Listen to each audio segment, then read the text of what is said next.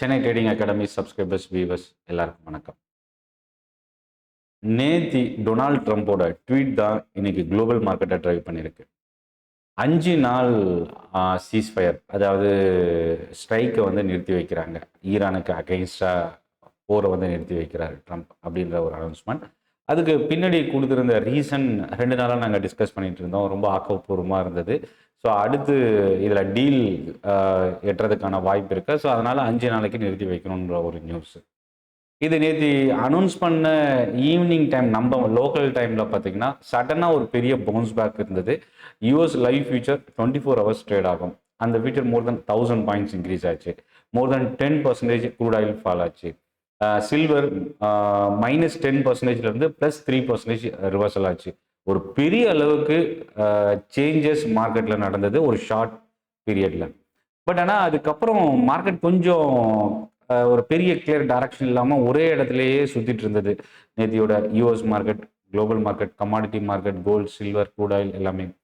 அதுக்கப்புறம் ஈரான் ஒரு பதிலடி கொடுத்தாங்க. என்ன கொடுத்தாங்க அப்படின்னா, எந்த ஒரு டிஸ்கஷனும் நாங்கள் அமெரிக்காவோட செய்யலை, சமரசம் பண்ணல. பட் இது வந்து ட்ரம்ப்போட இதுதான் அலிகேஷன் தான், அதனால இது முற்றிலும் உண்மைக்கு புறம்பானது அப்படின்னு பதில் கொடுத்துட்டாங்க. இப்போ மார்க்கெட் என்ன ஆகணும், மறுபடியும் பழைய இடத்துக்கு போகணுமா, இல்லை இதே இடத்துல சஸ்டெயின் ஆகணுமா, இன்க்ரீஸ் ஆனதுக்கு அப்புறம் அதே இடத்துல சஸ்டெயின் ஆகணுமா, இதுதான் கேள்வியா இருந்தது. ஆனா ஒரு விஷயம் வந்து இது உண்மையா பொய்யா, இது எதனால சொன்னார், இதெல்லாத்தையும் விட்டுட்டு போர் நடக்கிறத இப்போதைக்கு 5 நாளைக்கு நிறுத்தி வச்சிருக்கிறது ஒரு பெரிய ரிலீஃப் மார்க்கெட்டுக்கு. ஸோ அது வந்து யூஎஸ் மார்க்கெட்லயும் ரிஃப்ளெக்ட் ஆச்சு. இப்போ இதுக்கப்புறம் என்ன நடக்க போகுதுன்றதுனால தான் மார்க்கெட் வந்து பாசிட்டிவா டேர்ன் ஆகியும் சர்வைவ் ஆகாம ஒரு தடுமாற்றம் தான் இருந்தது. இது நம்ம மார்க்கெட்ல மட்டும் இல்ல, குளோபலாகவும் இருந்தது. முக்கியமா யூஎஸ் லைவ் ஃபியூச்சர் இன்னைக்கு காலையில இருந்து ஒரு பெரிய வாலடைல் பிளஸ் அண்ட் மைனஸ் மாறி மாறி டேர்ன் ஆயிட்டு இருந்தது. இப்போ இது நிறுத்தி வச்சிருக்கிறது ஓவரால் பாசிட்டிவ் தான். ஏன்னா முதல் விஷயம், ஃப்ளைட்ஸ் வந்து ரெகுலர் ஆப்ரேஷன் ஸ்டார்ட் ஆக ஹெல்ப் பண்ணும். ரெண்டாவது, ஆயில் டிரான்ஸ்போர்ட்டேஷன் இது கொஞ்சம் சிக்கல் இருக்கு, நான் அடுத்து சொல்றேன்.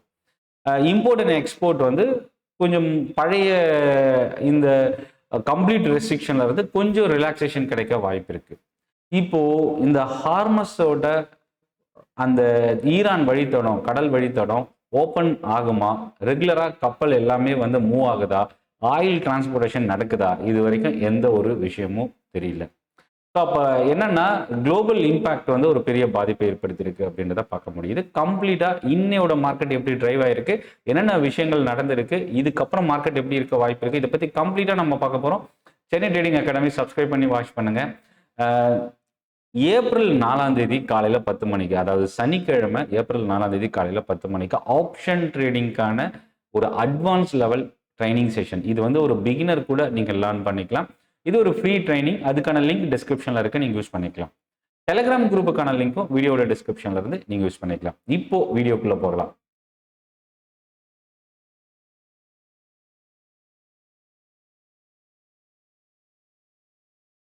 ஸோ ஃபர்ஸ்ட் விஷயம் நம்ம இதுல என்ன பார்க்க போறோம் அப்படின்னா, ட்ரம்போட அனௌன்ஸ்மெண்ட் முன்னுக்கு பின் முரணா இருக்கிறது. மார்க்கெட்ல ஒரு கான்பிடன்ஸ் இல்லை பையருக்கு.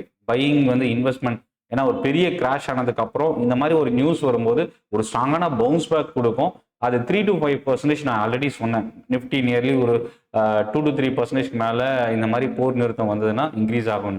பட் ஆனால் அது இன்வெஸ்டர் சைடில் பையிங் கான்ஃபிடென்ட்டாக வந்தால் தான் இந்த மாதிரி நடக்கிறதுக்கு வாய்ப்பு இருக்கு. பட் இதுவுமே நேத்தியோட அனௌன்ஸ்மெண்ட் வரும்போது அப்படிதான் எதிர்பார்த்தது. பட் ஈரானோட பதிலடி தான் ஒரு பெரிய ஏமாற்றம் கொடுத்துருக்கு. இப்போதைக்கு இந்த போர் நிறுத்தி வச்சிருக்கிறது 5 நாள். இது வந்து மேபி ட்ரம்போட காஸ்டிங் இஷ்யூனால வச்சிருக்கலாம், இல்ல மேபி இதுல இருக்கிற சிக்கல்கள் அவர் கண்ட்ரோலை மீறி போனதுனால இப்போதைக்கு ஒரு பாஸ் பட்டனை பிரஸ் பண்ணியிருக்கலாம். இந்த மாதிரி நிறைய காரணங்கள் நம்ம எப்படி வேணா எடுத்துக்கலாம். ப்ரொடக்டிவ் டாக்ஸ் வந்து ஈரானோட இருக்குன்னு சொல்லியிருக்கிறாங்க. பட் அந்த மாதிரி எதுவுமே இல்லைன்னு ஈரானும் ரிப்ளை பண்ணிட்டாங்க. எனர்ஜி இன்ஃப்ராஸ்ட்ரக்சர்ல இப்போதைக்கு எந்த அட்டாக்கும் இல்லை. இது வந்து ட்ரம்ப் கொடுத்துருக்க ஸ்டேட்மெண்ட். டவ் வந்து நியர்லி 630 பாயிண்ட்ஸ் கிட்டையும், S&P 500 1.2%, நாஸ்டாக் 1.4% இன்க்ரீஸ் ஆச்சு. க்ரூட் ஆயில் வந்து ஃபால் ஆச்சு, நியர்லி $100 பேரல் நியர்லி. ருபி இன்னைக்கு மார்னிங் ஓப்பனிங் ஒரு ஸ்ட்ராங்கான ஓப்பனிங் இருக்குன்னு எதிர்பார்த்தது. குளோபல் ஈல்டு, பாண்ட் ஈல்டு வந்து தொடர்ந்து இன்க்ரீஸ் ஆகிட்டு இருந்த yield இன்னைக்கு ஒரு கூல் ஆஃப் ஆகிறதுக்கான பாசிபிலிட்டி. இதுதான் மார்க்கெட்டை இன்னைக்கு டிரைவ் பண்ணியிருக்கு. ஸோ இதில் ஈரானோட ரிப்ளை என்னன்னா, எந்த ஒரு டாக்ஸும் நாங்கள் பண்ணலை. ஸோ இது வந்து ட்ரம்ப் வந்து கம்ப்ளீட்டாக மேனிப்புலேட் பண்ணுறாங்க. இல்லை இன்னொரு விஷயமும் நம்ம பார்க்க முடியுது. மார்க்கெட் மேனிப்புலேஷனுக்காகவோ இல்லை இப்போ டெம்பரவரி ஒரு ரிலாக்ஸேஷன் எடுத்துகிட்டு வரதுக்காகவோ இந்த மாதிரி ஒரு சுச்சுவேஷனை ட்ரம்ப் கிரியேட் பண்ணியிருக்கலான்றதும் சோஷியல் மீடியாவில் ஒரு சிலர் இதை சொல்கிறாங்க. இப்போ கோல்டு சில்வர் பெரிய ஃபால்ல இருந்து தவிர்த்து இருக்கிறாங்க. ஆனால் ராலி இல்லை. ஒரு பெரிய கோல்டு சில்வரில் இன்வெஸ்ட் பண்ணவங்களுக்கு பேனிக்ல இருந்து ஒரு நார்மல் வந்திருக்கு. ஆனால் பெரிய அளவுக்கு கரெக்ஷன்ல இருந்து ரெக்கவரி இன்னும் வரல. ஸோ ஒரு ஆறுதலான ஒரு விஷயம் அப்படின்னு கூட சொல்லலாம். அடுத்தது ஃபியூயல் ரேஷனிங். ஒவ்வொரு கண்ட்ரியும் அவங்களோட ஃபியூயலுக்கான ரேஷனிங்கை வந்து அனௌன்ஸ் பண்ணிட்டு இருக்கிறாங்க. இந்தியா வந்து இப்போ கரண்ட் சுச்சுவேஷன் இன்னும் அனௌன்ஸ் பண்ணல. ஸ்ரீலங்கா முக்கியமாக வெனஸ்டே ஆஃப் கொடுத்துருக்கிறது. கியூஆர் கோடு வந்து பம்ப்ஸில் கொடுத்துருக்குறாங்க. இல்லை பங்களாதேஷ் வந்து ஃபியூயலோட ஷார்ட்டேஜ் ஹாலிடே கொடுத்துருக்குறாங்க. பாகிஸ்தான் வந்து ரெஸ்ட்ரிக்ஷன்ஸ் கொடுத்துருக்குறாங்க. ஃபியூயல் டிமாண்ட் அதிகமாகுது, சப்ளை ரொம்ப குறைஞ்சிருக்கிறதுனால. இப்போ பார்கோடு வந்து சிஸ்டம் வந்து ஃபியூயல் ரேஷனிங்கில் மியான்மர் அனௌன்ஸ் பண்ணியிருக்கிறாங்க. ஸோ அப்போ இந்தியா வந்து இந்த ஃபியூயலோட டிமாண்ட் இல்லை சப்ளை எந்த அளவுக்கு இருக்குது, ஷார்ட்டேஜ் இருக்கா, இதை பற்றின டீட்டெயில்ஸ் நம்ம வரும்போது oil marketing companies, oil refineries நம்ம கவனிக்கலாம். இன்னைக்கு நிஃப்டியோட எக்ஸ்பைரி வந்து பெரிய அளவுக்கு ரெஸ்பான்ஸ் இல்லை. எக்ஸ்பைரிக்காக ரெஸ்பான்ஸ் எதுவும் இல்லை. பட் ஒரு பெரிய ஸ்ட்ராங்கான ரேலி இருந்தது. இன்னைக்கு மார்க்கெட் ஓப்பனிங் ரொம்ப ஸ்ட்ராங்காக நியர்லி ஒரு 300 to 400 பாயிண்ட்ஸ் ப்ளஸில் ஓப்பன் ஆச்சு. பட் அதுக்கப்புறம் ஒரு 200 பாயிண்ட்டுக்கு மேலேயே டே ஹைலேருந்து ஃபால் ஆச்சு. அதுக்கப்புறம் அங்கேருந்து ரெக்கவர் ஆகி டே ஹையை உடைச்சது. ஸோ ஒரு வாலடைல் செஷனாக தான் இருந்தது. கிட்டத்தட்ட ஒரு 400-500 பாயிண்ட் கிட்ட இன்னைக்கு இன்ட்ராடேல ஒரு வாலட்டிலிட்டி இருந்தது. ஆப்ஷன் பையருக்கு ஒரு சிறந்த நாள் அப்படின்றது இந்த வாலட்டிலிட்டி மூலயமா நம்ம பார்க்க முடியுது. குளோபல் பிஎம்ஐ டேட்டா இன்னைக்கு இருக்கு. ஸோ ரயில்வே செக்டாருக்கான நியூ ரிஃபார்ம்ஸ் வந்து கவர்மெண்ட் இன்னைக்கு அனௌன்ஸ் பண்ண போறாங்கன்ற ஒரு நியூஸ் இருக்கு. ஸோ நாளைக்கு கவர்மெண்ட் ரயில்வே ஸ்டாக்ஸை நம்ம கவனிக்கலாம். நாட்கோ ஃபார்மாவோட டிமர்ஜர், இந்த ஸ்டாக்கை நம்ம நாளைக்கு வாட்ச் பண்ணலாம். செபியோட ஒரு முக்கியமான அனௌன்ஸ்மெண்ட் இன்னைக்கு கொடுத்துருக்காங்க. ஃபாரின் போர்ட்ஃபோலியோ இன்வெஸ்டர்ஸ் கமாடிட்டி டெரிவேட்டிவ்ல அலோவ் பண்றதுக்கான ஒரு சில விஷயங்கள் கொடுத்துருக்காங்க. பட் இன்னும் கம்ப்ளீட் ஃப்ரேம் ஒர்க் இன்னும் அனௌன்ஸ் பண்ணல. பட் ஆனால் இந்த நியூஸ் வந்து இன்னைக்கு எம்சிஎக்ஸ் 4% இன்க்ரீஸ் ஆகிறதுக்கு ஹெல்ப் பண்ணியிருக்கு. முக்கியமாக கேபிட்டல் மார்க்கெட் ஸ்டாக்ஸ்ல இன்னைக்கு ஒரு ஸ்ட்ராங்கான ரேலி இருந்தது. Angel one, CDSL, MCX, HDFC இந்த ஸ்டாக்ஸ்லாம் இன்னைக்கு ஒரு மோர் தென் 4% இன்க்ரீஸ் ஆச்சு. ஸ்ரீராம் ஃபினான்ஸ் இன்னைக்கு ஓப்பனிங்லேயே ரொம்ப ஸ்ட்ராங்கான பவுன்ஸ் பேக் இருந்தது. பட் ஆனால் செகண்ட் ஹாஃப்ல மார்க்கெட் ஒரு வாலடைல் இருந்ததுல ஒரு கிளியர் டைரக்ஷன் இல்லாமல் பாசிட்டிவாக க்ளோஸ் ஆனாலும் பெரிய அளவுக்கு ஓப்பனிங்ல இருந்த ரேலி செகண்ட் ஹாஃப்ல இல்லைன்னு சொல்லலாம். இண்டிகோ இன்னைக்கு 5%. முக்கியமாக இந்த கிராஷ் மார்க்கெட் ஃபாலில் எந்தெந்த ஸ்டாக் அதிகமாக டேமேஜ் ஆச்சு? Fuel companies, aviation sector, paint sector, இன்னும் கெமிக்கல் செக்டார், லாஜிஸ்டிக்ஸ் செக்டார், இந்த செக்டாரில் இருக்கிற ஸ்டாக்ஸ் கம்ப்ளீட்டாக இன்னைக்கு ரெக்கவர் ஆகிருக்கு. முக்கியமாக பெயிண்ட் செக்டார்னு வரும்போது புரோக்கரேஜோட பெயிண்ட் அப்டேட் ஒரு ரீசன். ரெண்டாவது ஏஷியன் பெயிண்ட் வந்து ப்ரைஸ் இன்க்ரீஸ் பண்ணியிருக்கிறாங்க. ஸோ இன்னைக்கு ஏஷியன் பெயிண்ட் 4% இன்க்ரீஸ் ஆகிறதுக்கு ஒரு ஹெல்ப் பண்ணியிருக்கு. மார்கன் ஸ்டான்லியோட பெயிண்ட் அப்டேட் ஒரு ரீசன். எட்டர்னல், ஸ்விக்கி, இந்த 2 food supply chain companies, Swiggy வந்து பிளாட்ஃபார்ம் ஃபீ இன்க்ரீஸ் பண்ணியிருக்கிறாங்க. இன்னைக்கு இந்த 2 ஸ்டாக்ல பார்த்தீங்கன்னா எட்டர்னல் வந்து இன்னைக்கு ரொம்ப ஒரு ஸ்ட்ராங்கான பாசிட்டிவ், நியர்லி 3 to 4% இன்னைக்கு இன்க்ரீஸ் ஆகிருக்கு. ஹெச்டிஎஃப்சி பேங்க் ரொம்ப பிரச்சனையிலிருந்து இன்னைக்கு இந்த ஸ்டாக் 3% இன்க்ரீஸ் ஆகிருக்கு.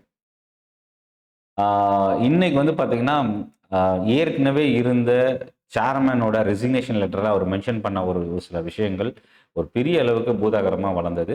அதை ரிவ்யூ பண்ணுறதுக்கு ஒரு லா ஃபார்ம், எக்ஸ்டர்னல் லா ஃபார்மை ஹெச்டிஎஃப்சி பேங்க் அப்பாயிண்ட் பண்ணியிருக்கிறாங்க. இது இன்னைக்கு ஒரு பாசிட்டிவ் ரியாக்ஷனை ஹெச்டிஎஃப்சி பேங்க்ல கொடுத்துருக்கு. 3% பாசிட்டிவ்.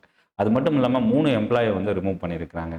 அடுத்தது கோட்டக் மஹிந்திரா பேங்க், நொமுராவோட அப்கிரேட், அதாவது 25% அப்சைட் இருக்கும்ன்றது கோட்டக் மஹிந்திரா பேங்க் கொடுத்தது.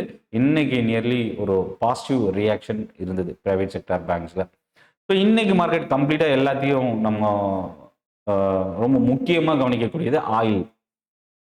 க்ரூட் ஆயிலோட ஃபால் ஆயில் மார்க்கெட்டிங் கம்பெனிஸ்ல ஒரு ஸ்ட்ராங்கான rally. Bharat petroleum, Hindustan petroleum increase ஆயிருந்தது. ஆனால் ஐஓசி பெரிய அளவுக்கு இம்ப்ரூவ் ஆகல. லெஸ் தென் 1% முடிஞ்சது. 3 to 5% பாரத் பெட்ரோலியமும் இந்துஸ்தான் பெட்ரோலியமும் இன்னைக்கு இன்க்ரீஸ் ஆச்சு.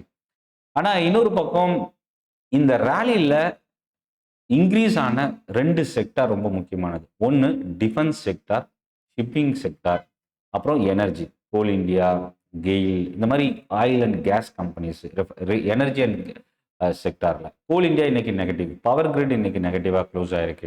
டிஃபென்ஸ் ஸ்டாக்ஸ்ல இன்னைக்கு பாசிட்டிவா இருந்தது, பட் பெரிய அளவுக்கு இன்னைக்கு பையிங் டர்ன் ஆகல. மார்க்கெட் இன்க்ரீஸ் ஆன அளவுக்கு இன்னைக்கு பையிங் டர்ன் ஆகல.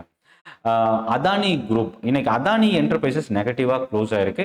அதானிக்கும் வேதாந்தாவுக்குமான இந்த என்சிஎல்ஏடியில் வந்திருக்கிற கேஸ் இம்பாக்ட் இன்னைக்கு அதானி வந்து 0.4% நெகட்டிவா க்ளோஸ் ஆயிருக்கு. இன்னொரு முக்கியமான விஷயம் என்னன்னா, கவர்மெண்டோட ஒரு முக்கியமான announcement.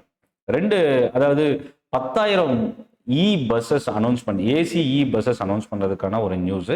Olectra, Greentech, JBM auto, Ashok Leyland எல்லாமே 3 to 4% இன்னைக்கு ஓப்பனிங்லேயே ஒரு பவுன்ஸ் பேக் இருந்தது.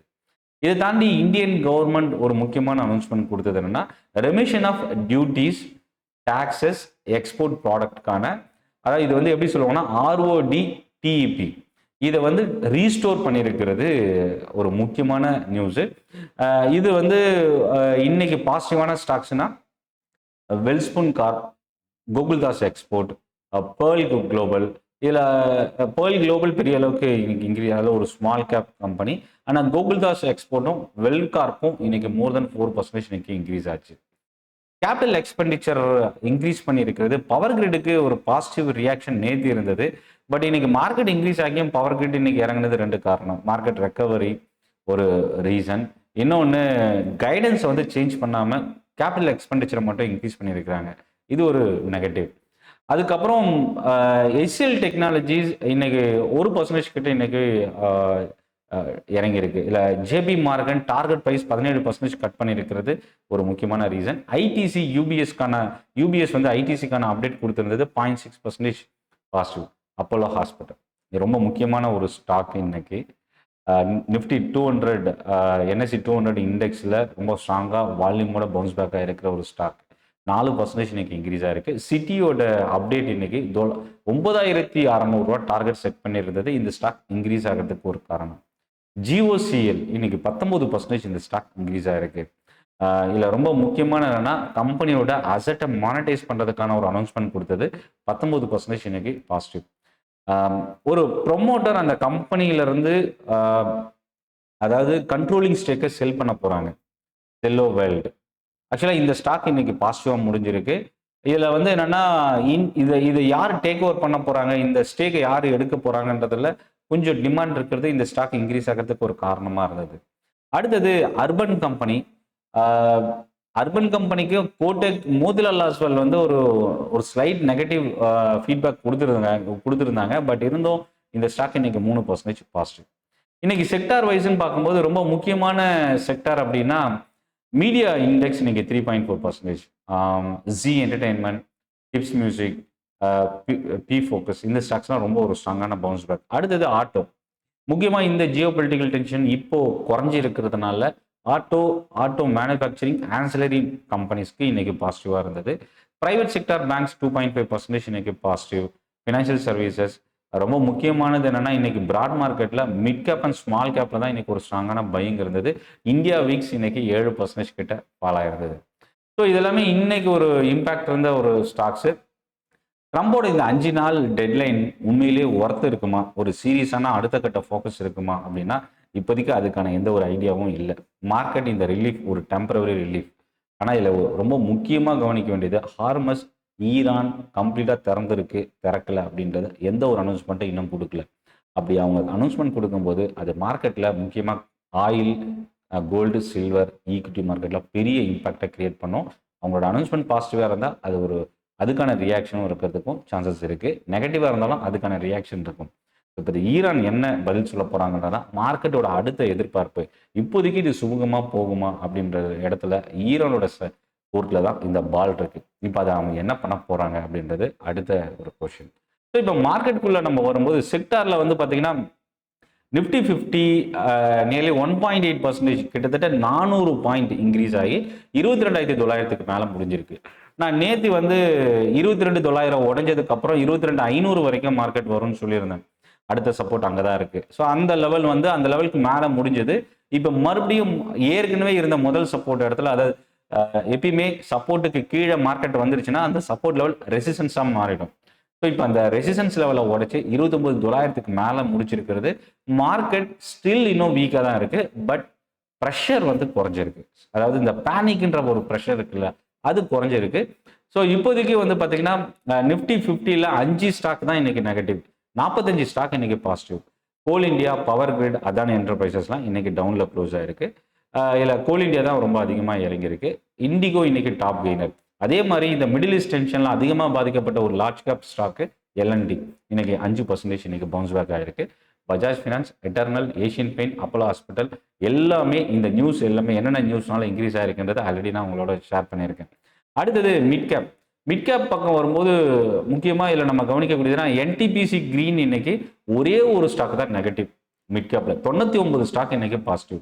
இதில் முதல் இடத்துல பார்த்தீங்கன்னா விஷால் மெகா மார்ட் முதல் இடத்துல, இந்துஸ்தான் பெட்ரோலியம், கோரமண்டல், அதாவது முக்கியமாக fertilizer stocks, Deepak fertilizer, Coromandel fertilizer, இன்னும் அதர் ஃபெர்டிலைசர் அண்ட் கெமிக்கல் கம்பெனிஸ்ல இன்னைக்கு பையிங் இருந்தது. GMR airport maintenance related company, GMR airport இன்னைக்கு 5% கிட்ட இன்க்ரீஸ் ஆயிருந்தது. Paytm, Mahindra and Mahindra financial services, இந்த ஸ்டாக்ஸ் தான் இன்னைக்கு ஒரு பாசிட்டிவ். இப்போ ஸ்மால் கேப் பக்கம் வரும்போது 7 ஸ்டாக் நெகட்டிவ், 93 ஸ்டாக் பாசிட்டிவ். இல்லை கேஸ்ட்ரால், கோ டிஜிட், எம்ஆர்பிஎல், இந்த ஸ்டாக்ஸ் தான் இன்னைக்கு நெகட்டிவாக இருந்தது.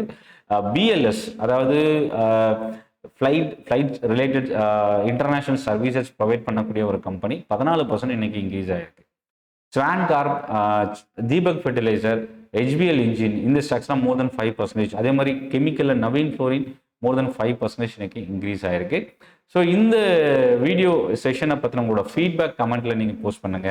சென்னை ட்ரேடிங் அகாடமி தமிழில் ஸ்டாக் மார்க்கெட்டை லேர்ன் பண்ணுறதுக்கான ஒரு பெஸ்ட் யூடியூப் சேனல். இப்போ நிஃப்டியோட அடுத்த சப்போர்ட் என்ன அப்படின்னா, அகெயின் இந்த 22,500 தான் ரொம்ப ஒரு குரூஷியலான லெவல்.